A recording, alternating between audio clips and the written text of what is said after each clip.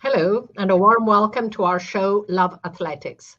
In this program, we bring you the latest highlights from our sport with expert input from different continental areas. And we're delighted to have back with us today Africa specialist Carole Fuchs, co-founder of the go-to page for African athletics results, African Athletics United. Hello, Carole. Lovely to see you, and a big thank you for joining us. Hello, Anna. Hello, Love Athletics. It's a pleasure to be your guest today for the last show of the year. So, Carole, we will have an in-depth look later in the show at how the season shaped up for athletes from the continent. But can you pick three key moments for Africa in 2022? Yes, for sure. So what I remember above all in Africa this year, it was first the tremendous results by Ethiopian athletics, which was one of the highlights of the World Athletics season. They topped the medal at the World Indoor Championships in Belgrade with 4 indoor titles, and then they carry on this momentum at World Outdoor Championships in Eugene, where they finished second on the medal table with both marathon titles and several more titles by the women athletes. And after that, they also sent a big team to the junior championships. So they were one of the most prominent countries on the track season this year.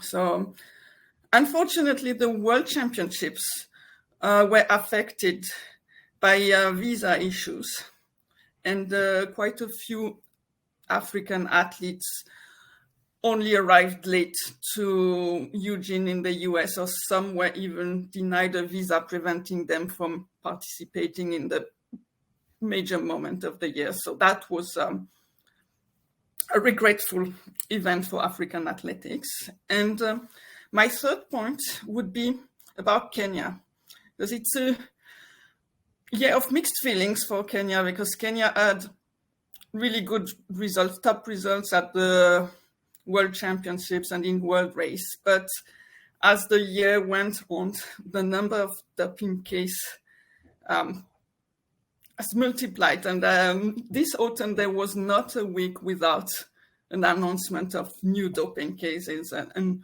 so now there is a big warning on Kenya to sort out the situation, or it will have big consequences with affecting Kenyan brand. So they have to really put some order in the house for confidence in Kenya athletics to be restored. Thank you, Carole. Yes, very, very true.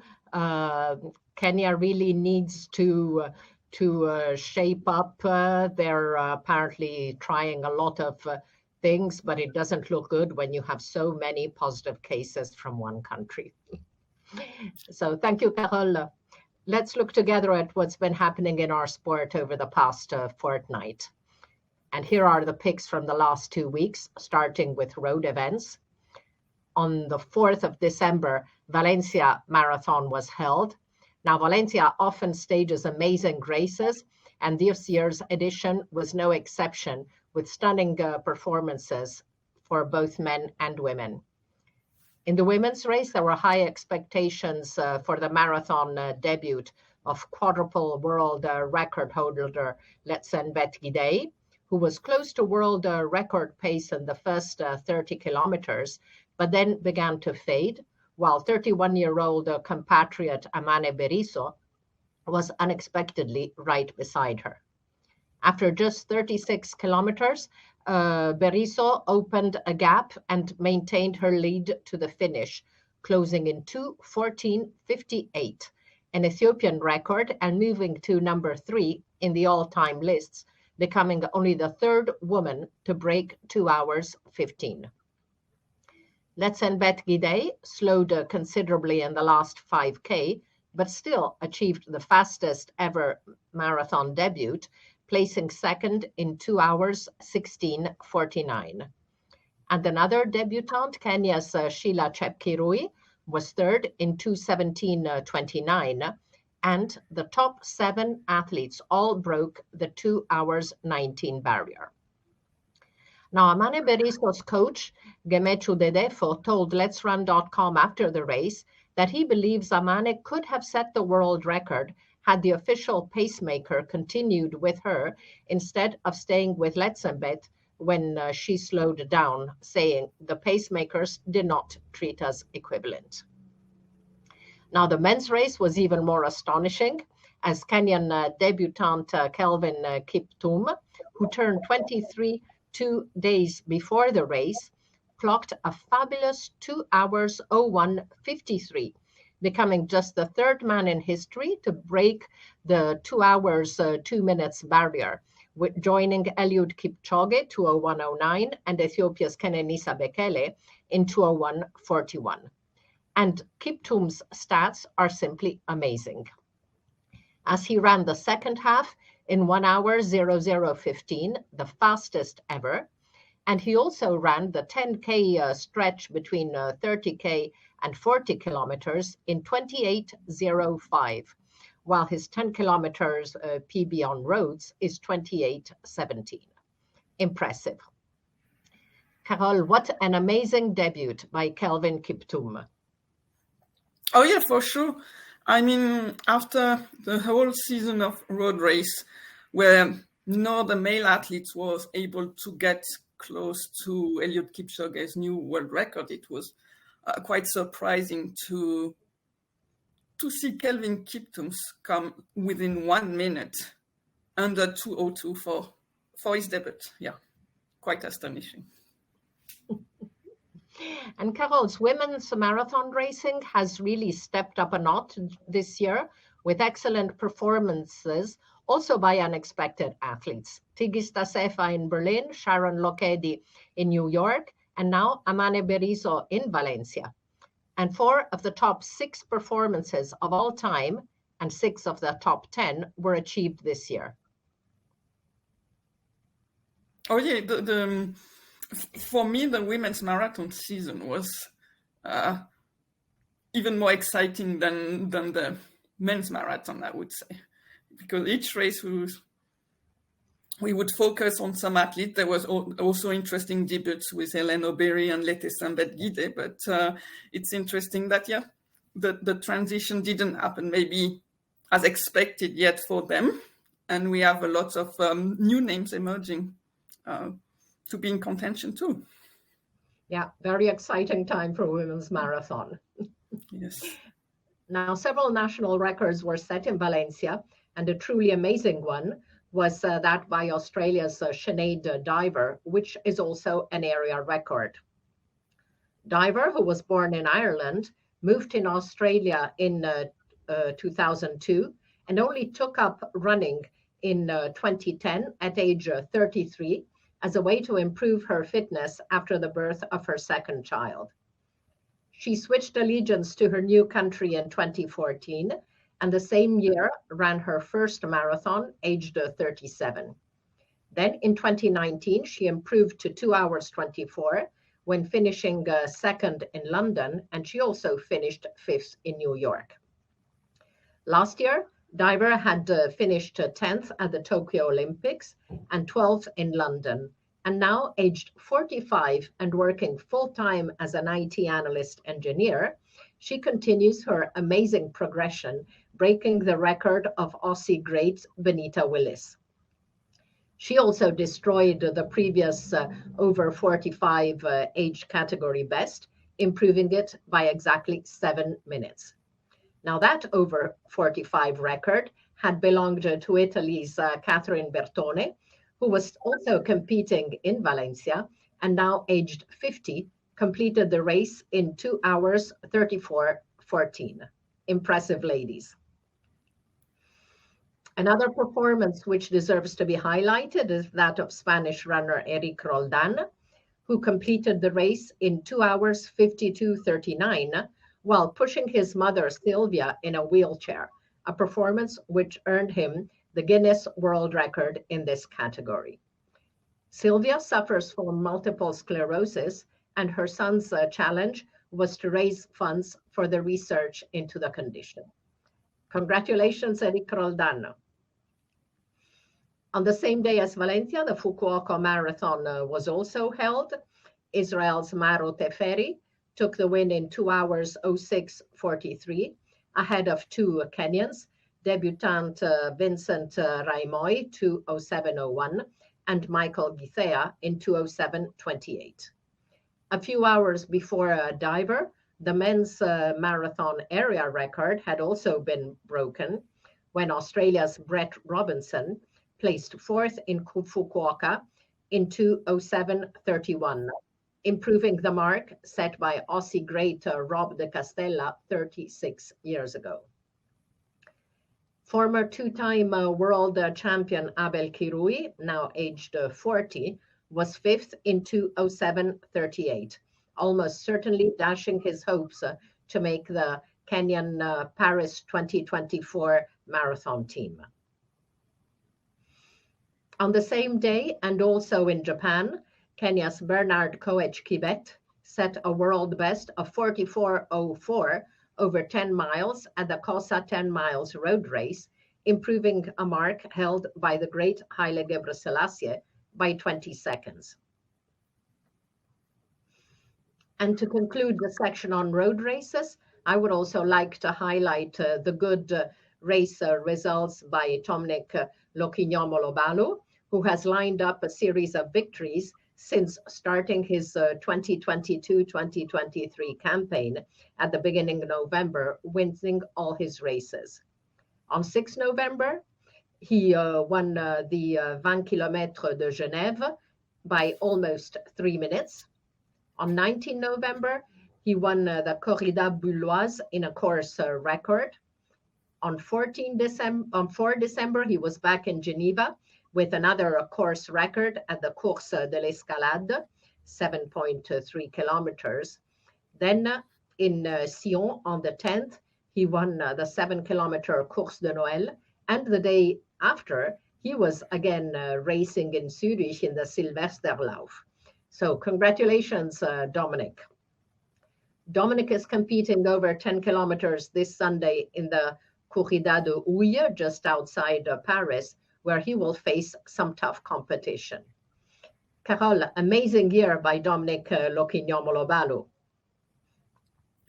Yes, he really emerged to the public with his Diamond League and expected victory, and it was an awesome opportunity for him that he was allowed finally to compete abroad, because since he was limited to Switzerland for so long, his name remains kind of confidential. He was only known in Switzerland, but now who knows what the future holds for him now that international doors are open for him. Hopefully, he will also be able to access international championships soon again.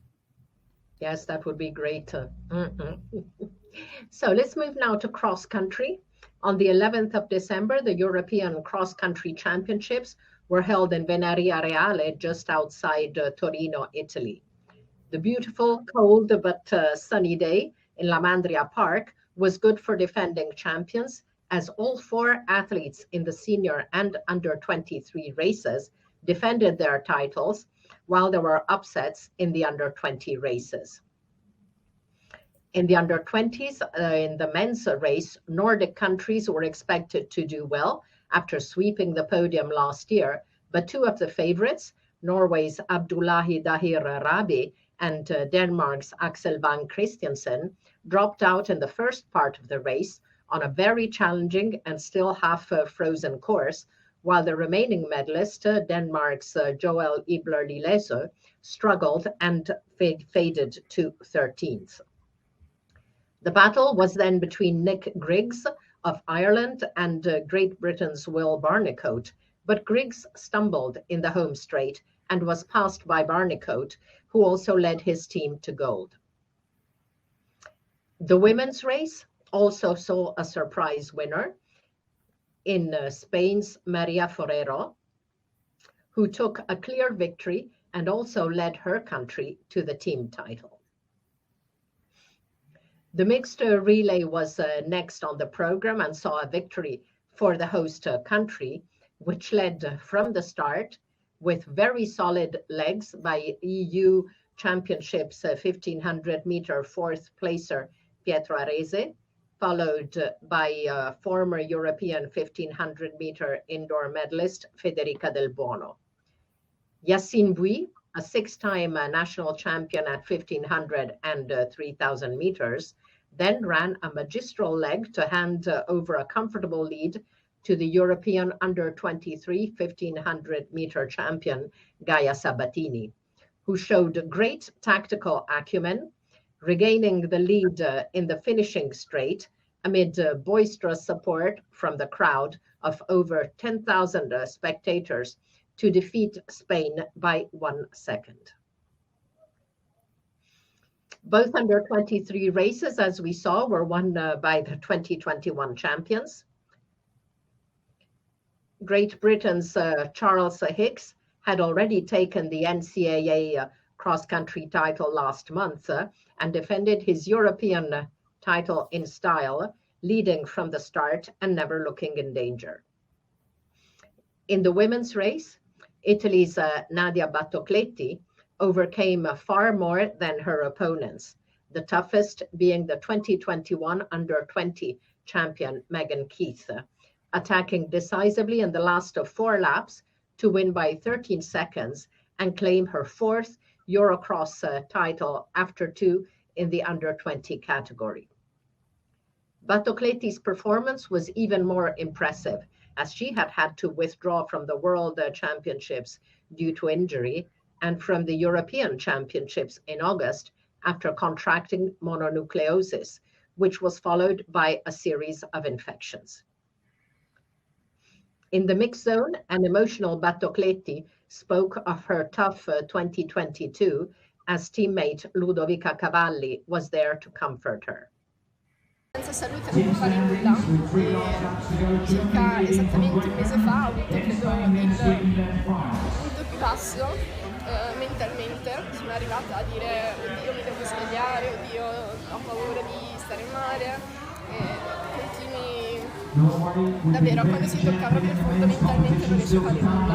Ho deciso quindi di prendere una pausa da tutto. Continuavo a correre perché già ero stata ferma mezzo anno, ci mancherebbe che comunque si ferma lì e ho mollato un attimo l'università per una settimanina e ho preso fiato, ho iniziato a stare meglio, mi sono circondata soltanto di persone che mi facevano stare bene e adesso forse sono cresciuta molto più con le persone e mi sono resa conto che a volte ti circondi di persone cattive o comunque persone che non ti fanno bene e il consiglio è skipparle come un annuncio pubblicitario quando guardi video, skippi così e piano piano sono riuscita a riprendermi con la mia famiglia che mi stava vicino, io stavo sempre meglio, le gare che ho fatto in Spagna mi hanno dato molta sicurezza e quindi arrivare qui, vincere in casa, sentirsi tanto tifo, sentirsi come vedere un sacco di ragazzini, adulti, tutti che ti dicono no ma tu sei il mio idolo, ma tu sei una persona importante per me, non vedo l'ora di diventare come te, mi può fare soltanto che emozionare e piangere perché per me è stato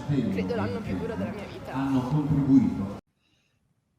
Nadia explained how just 1 month ago she was so down she felt she didn't want to do anything at all. So she took a break and took a week off from university, surrounded herself with people and things which made her feel good. The races she then competed in the lead up to the Europeans also gave her confidence, and winning at home with many children and adults approaching her to tell her she is their role model made her feel very emotional after the toughest year of her life. Senior races also saw defending champions regain their titles. Norway had achieved an unprecedented double in 2021, with both Jakob Ingebrigtsen and Caroline Bjerkeli Grøvdal confirming their crowns. Bjerkeli Grøvdal, the most successful female athlete now, with a total of 9 medals at the Eurocross, had a tough challenge from Germany's Constanze Klosterhalfen, whom she could only shake off in the final 200 meters, thanks to her ability in the uphill and especially the downhill stretches, while another pre-race favorite, Turkey's Yasemin Can, had dropped out earlier. In addition to her first individual senior Eurocross medal, Klosterhalfen had the satisfaction to lead her teammates to a splendid team gold, with Alina Reh and Hannah Klein finishing third and fourth with the same time. In the men's race, Jakob Ingebrigtsen looked firmly in control, even when he was not up front, before pulling away decisively from Great Britain's Emil Keres in the steep uphill section of the last lap, going on at barely 22 to collect his sixth Eurocross title after the 4 in the under-20 category and his ninth European senior title after track doubles in both 2018 and 2022 and 3 European indoor titles. Amazing Ingebrigtsen. One of the things I liked most about his performance was to see him after the race high-fiving the crowd and signing autographs for his fans. Overall, a dominant performance from Great Britain with 5 goals and 10 medals in total. Britain placed 2 athletes on the podium in both the under-23 races and took 3 team goals, while Italy was second thanks to the 2 goals and 2 team silvers in the relay and in the under-23 women.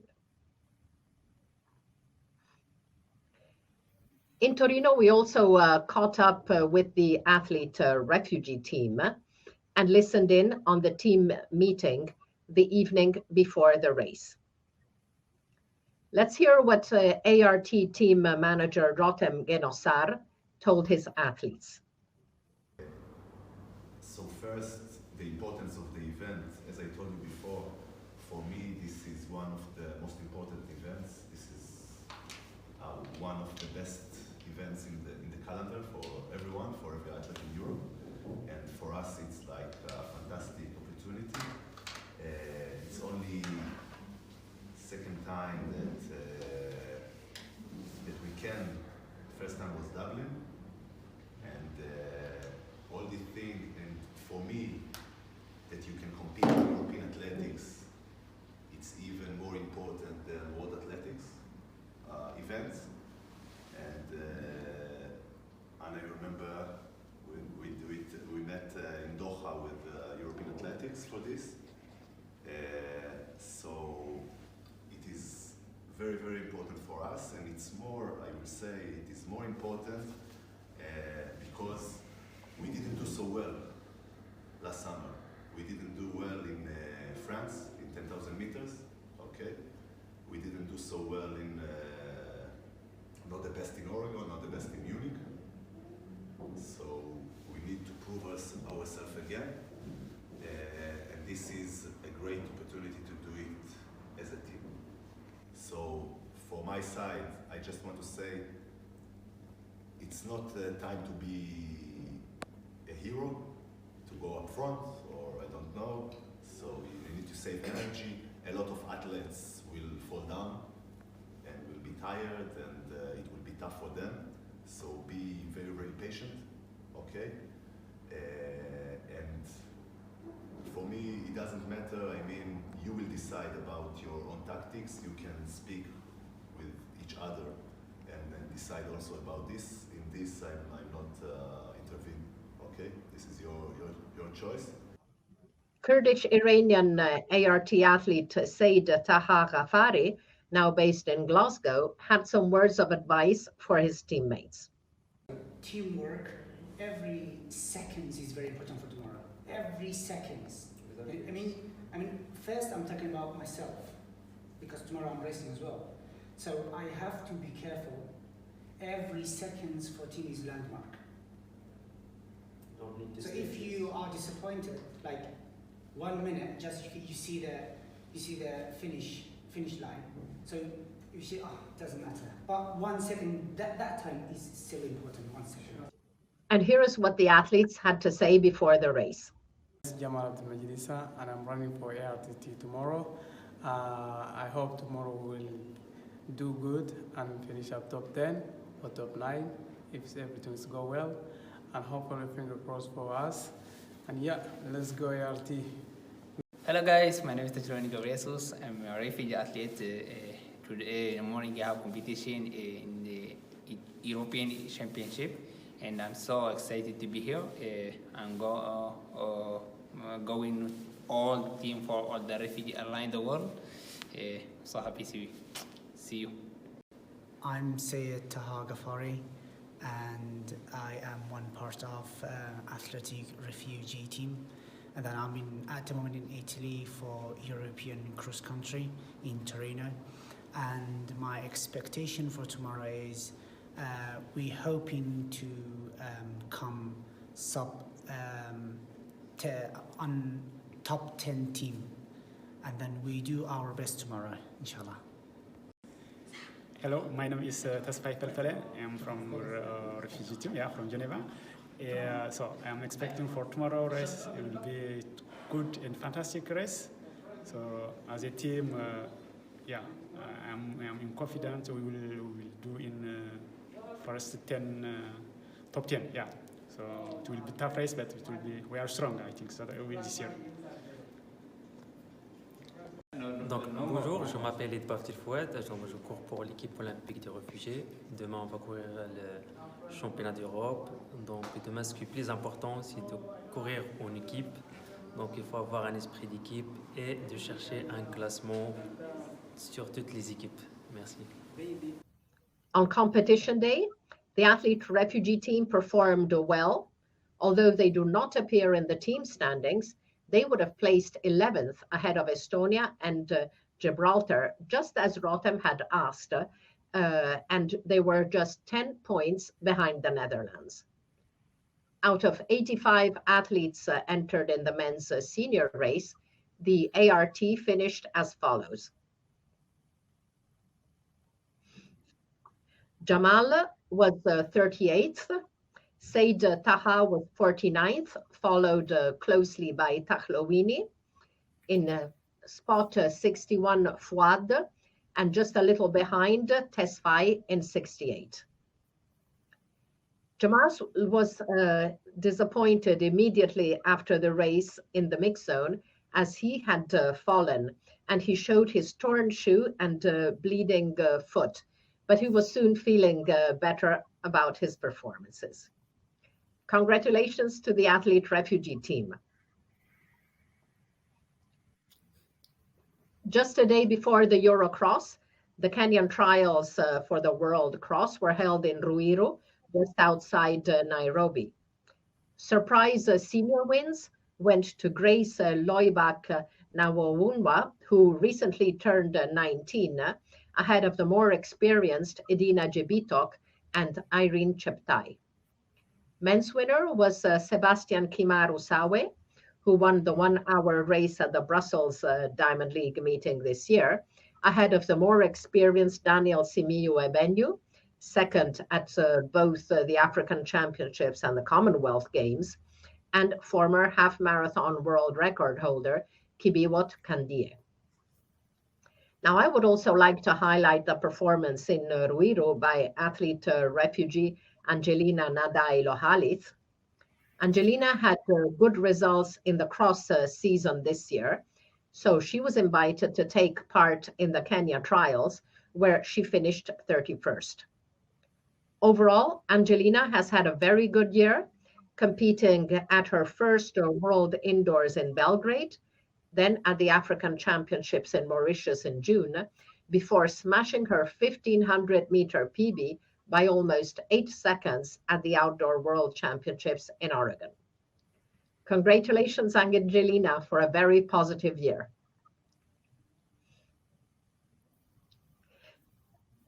Carole, did you have any time at all to look at Eurocross? I watched some video clips on social media afterwards, but I didn't watch live because of the time difference with Canada, where I'm based. I was probably still asleep when the race happened. Totally understandable. Now let's review with Carole the year 2022 for African athletics.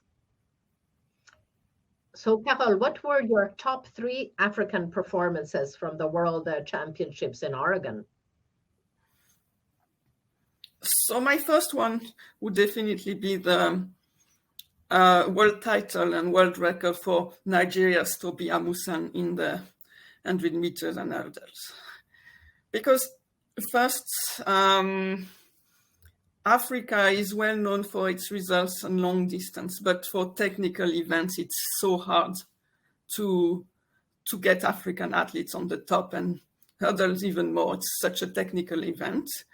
And for many years, I feel like Tobi was on the brink of doing something great, but she finished just outside the podium.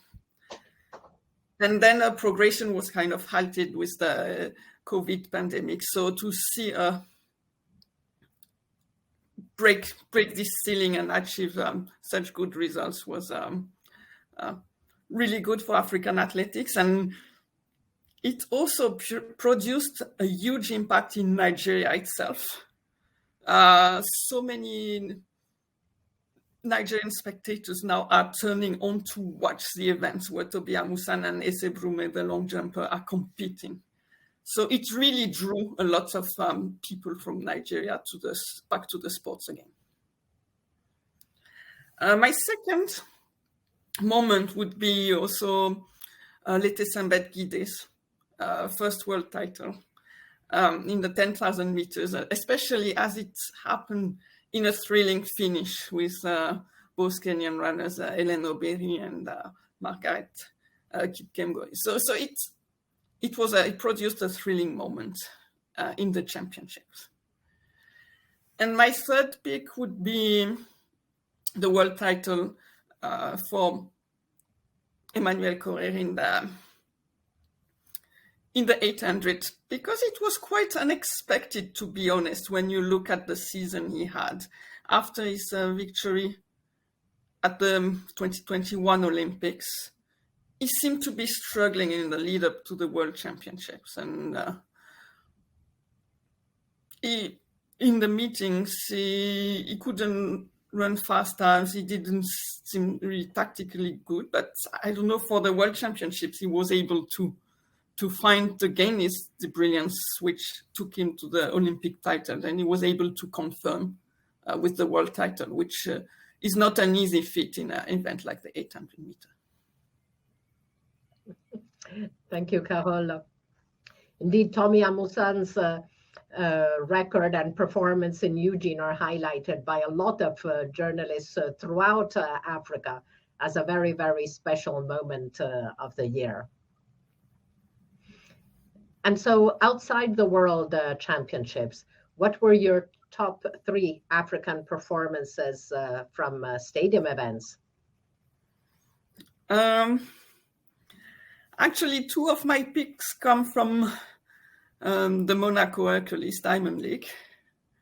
It was a heartbreaking moment to see Faith Kipyegon miss the 1500 meters world record by just a few tenths of seconds. She really went so close, and she's really been the dominant factor in the 1500 for many years, and now the world record is the only thing that's missing to her, and we hope that next year it will happen. Another moment from that meet was not a victory, but an African record in the women's 100 meters by Marie-Josée Talou, which had difficult start in a season as she sustained a shoulder injury that affected also a participation at the World Championships in Eugene. But the second part of her season was awesome. She produced a fantastic performance. She didn't win because the 100 meter, the women's 100 meter is so competitive with the trio of Jamaican athletes. But she really showed that behind the Jamaican athletes, she is one of the top female sprinters. And what's amazing me also is her longevity in the event. And then I would also like to highlight Soufiane El Bakkali's season. He's been the dominant force in the 3,000 steeplechase, winning the world title and clinching a first diamond at the end of the season in the Diamond League. And he got a lot of competition from Ethiopian Lamejja Girma in the first part of the season, with really, really close finish. But so far, he has always prevailed in their face-off. At the end of the season, with Lamejja Girma being a little bit injured, he had less competition, but on the whole, his season deserves to be highlighted for his consistency at the top of his event. And hopefully next year he will. He said he will focus on the world record as the one thing missing in his career too. Thank you, Carole. That will be interesting. Now, what about your top 3 African performances on road events? So, on the men's side, I would definitely. We cannot not mention Eliud Kipchoge's world record. He's been at the top for so long and he keeps delivering amazing performances on the marathons, way above the other athletes. As I said earlier, no other athletes were able to get close to him during the race season until Kelvin Kiptum's performance in Valencia. And for the women, I was saying there was this kind of unexpected series of victories in the marathon with Tigista Sefa's 2:15 in Berlin. Then you had Sharon Lokedi in New York. And also, I shall not forget the best performance of the year, Ruth Shepengetic in Chicago, which was crazy the way she ran, because she gives it all from the start. It's like a strategy where I start as fast as I can and then I hang on for dear life, which is probably lead to a lot of suffering throughout the race. So she's really brave. Or I don't know. When we watch this as a spectator, we feel for her. But the amazing time at the finish seems to show it's working for her. And then the Valencia Marathon, which produced an unexpected race. Everybody came to watch the marathon for Lete Sambet, and we got to see a new name emerge as well. So Lete Sambet produced the fastest marathon debut, and but she was beaten by Amane Beriso. Yes, definitely amazing. As we were saying earlier, fantastic year for women's marathon racing. You never know what's coming up and which new unexpected super talented athlete is going to win on the day. Yeah. And Carole, who are 3 new names from Africa who particularly impressed you this season? So I would like to mention the new generation of 800-meter runners from Algeria. For some reason, there is a new generation emerging in that event, and that event mostly, with basically more runners achieving the standard than spots available for international competition. So there's lots of competition within the country itself. And at the start of the year, Slimane Moula got the most attention with his success on the mid-circuit and his victory at the African Championship. So he was my pick as a favorite to be a surprising medal at the Eugene World Championship, but it didn't happen. During the major event, it was another Algerian that stole the limelight, Jamel Sejati, who didn't take part at the African Championships, but won the Mediterranean Games. And he only took part in some low-key meets, recording fast times, but we didn't know really his worth in tactical race. So he stole the limelight in Eugene to finish second behind Emmanuel Correa. Then I'd like to talk about Zambian athlete Musala Samukonga, who really emerged to the limelight this season.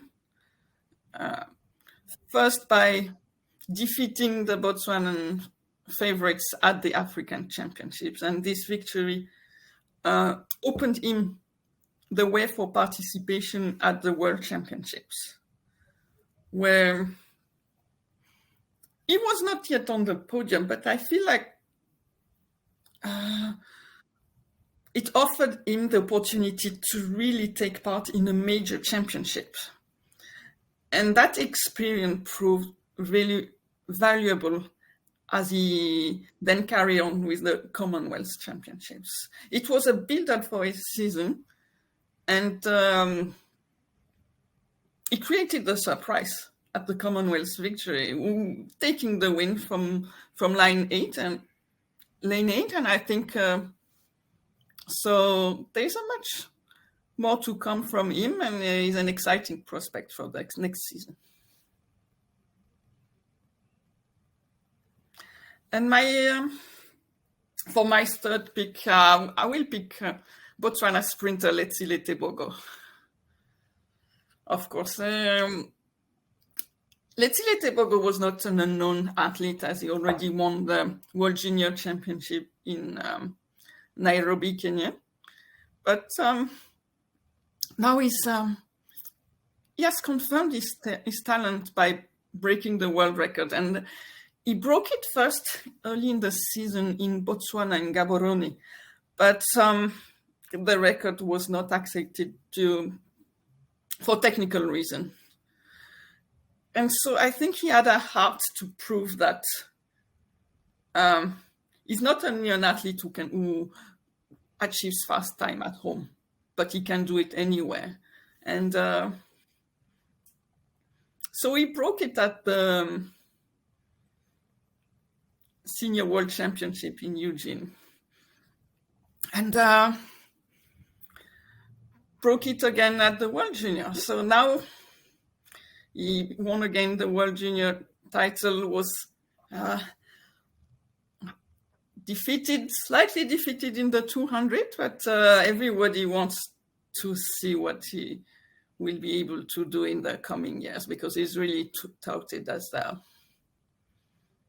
one of the top sprinting prospects now.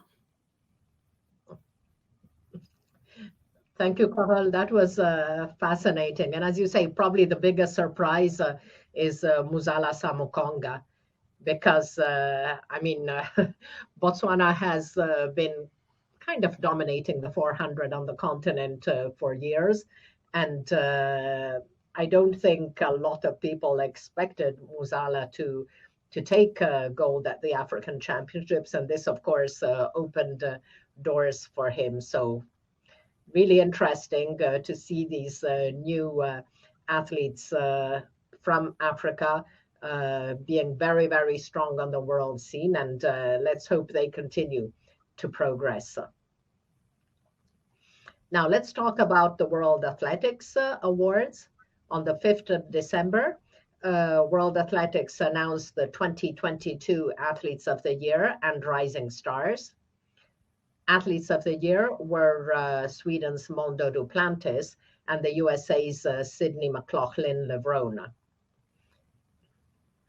Now, Mondo Duplantis, of course, set 3 world records, and Sydney set 2, so it was difficult for the other exceptional athletes to beat them. Mondo's statistics for 2022, as we saw several times, are absolutely impressive. while Sydney McLaughlin only competed in 5 events this year, including Penn Relays, where she raced over the high hurdles, but her dominance in her event was extraordinary. Rising stars were two 18-year-olds, Serbia's Adriana Vilagos won the javelin throw at the World Under-20 Championships in Cali in a championship record, only the second athlete ever to win back-to-back World Under-20 titles in the javelin, before taking senior silver at the European Championships. For his part, Arion Knighton broke the Under-20 world record in the 200 meters at the end of April, bringing it to an amazing 19:49, before winning a bronze medal at the World Championships in Oregon, becoming the youngest ever individual sprint medalist in the history of the event. So warm congratulations to Mondo, Sydney, Adriana, and Arion. Now, Carole, tell us, what were your personal favorite athletics moments of the year, all continents included? So I followed with excitement Shelly-Ann's Fraser Prize season, especially after all the 10:67 time that she recorded consecutively. And we were like, what's next? What's next? What's next now? And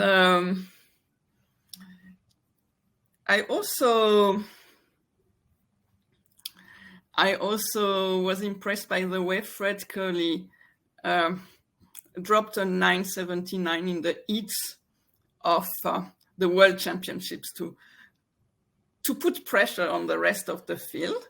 And what's interesting to say regarding both of them is that both of them started their season in Nairobi at the Continental Tour, and they ended up world champions. So it was a great pick that by the Nairobi organizers, and also a great feeling to see that now some of the top stars know that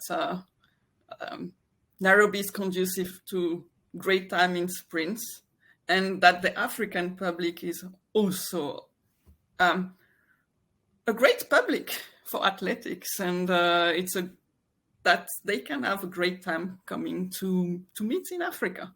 So I hope more and more will follow their lead and come to compete in Africa in the coming years too. And my last pick, one of the cherries on the cake for this season, one of the races I appreciated the most was the women's 800s final at the Commonwealth Games with Kenyan's Mary Mora.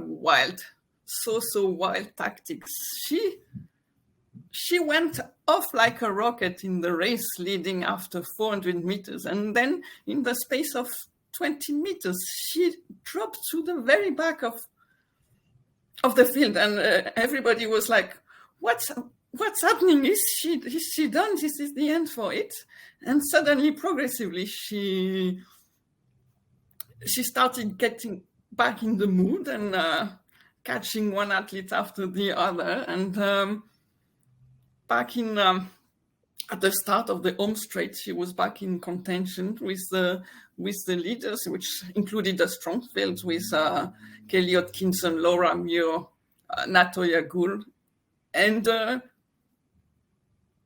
she went against full speed in the home straight and clinched the win. It was just an amazing race, and we were not sure if it was a tactic of the lack of experience, but it worked for her, and it was just a sensational race. Thank you, Carole. Really fantastic race by Mary Mora in Birmingham. So let's now look at upcoming events before we reach the end of our show. And we have a long list of events. 17 December, Abu Dhabi Marathon. The following day, Cross Internacional Venta de Baños in Spain. Then Shenzhen and Taipei marathons. On the 31st of December, some traditional year-end races, the San Silvestre Vallecana in Madrid and the Bow Classic Corsa di San Silvestro in Bolzano. The year starts on January 2nd with the Xiamen Marathon. On 6th January, Campaccio International Cross, World Cross Tour Gold event. 2 days later, another World Cross Tour Gold event, Juan Muguerza Cross in El Goibar, Spain. 15 January, 2 marathons in Mumbai and in Houston, as well as the Cinque Mulini Cross in San Vittorio Olona, another World Cross Tour. A week later, Hanut Cross Cup in Belgium, another Cross Tour Gold. Same day, South American Cross Country Championships in Poços de Caldas in Brazil. And on the 27th of January, the first indoor meet of the World Indoor Tour takes place in Karlsruhe. 28th January, Botswana Cross Challenge, also a World Cross Tour Gold. And on the 29th of January, the Osaka Women's Marathon in Japan. So activity slowing down a little bit, but lots of things to look forward to at the end of this year and the beginning of 2023. So we're now at the end of our program. It was great having Carole with us on the show. Thank you. I had a great time. Thank you, Carole. Thank you all for watching, and see you soon for a special edition where athletes, media representatives, and officials tell us about their favorite moments of 2022. We will then take a break and resume regular shows in late January to look together at the highlights, comments, and analysis of what's been happening in our sport. So thank you, everyone. Thank you, Carole. Take care. Thank you. Ciao. Bye.